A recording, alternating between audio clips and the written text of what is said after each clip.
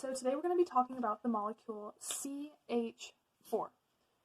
I went ahead and drew the Lewis structure, and as you can see there is one central carbon atom with 4 hydrogens single bonded to it. First let's talk about the electron geometry. The way we figure out the electron geometry of a molecule is we look at the number of groups surrounding the central atom. And groups are lone pairs or bonds. And so looking at our central carbon atom, we can see that there are 1, 2, 3, 4 single bonds next to it, and so we have 4 groups.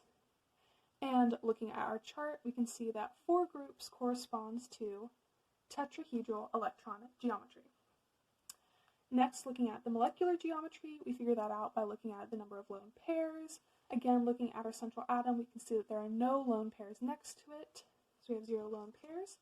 And looking at our chart, we can see that that means that our CH4 molecule has tetrahedral molecular geometry. Alright, now looking at bond angle, let's go ahead and model CH4. So I have a carbon and 4 hydrogens here. There we go. Alright, so our bond angle is going to be the angle at which these guys can get as far apart from each other as possible, because they repel each other and that's where they want to be. And so our bond angle is going to be 109.5 degrees. Now looking at polarity.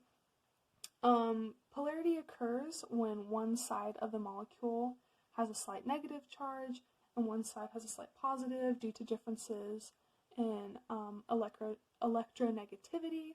However, with our CH4 molecule, these hydrogens all have the same amount of electronegativity, so they all pull equally, and there is no side that's more negative or positive than the other, and so it is non-polar.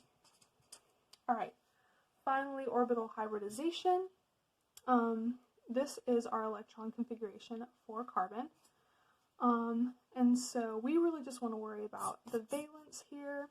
And so filling in this chart, we can see that we have 1, 2, 3, 4 orbitals. However, these orbitals have differing strength, and we really want them to be all equal strength in order to have this nice equal molecule.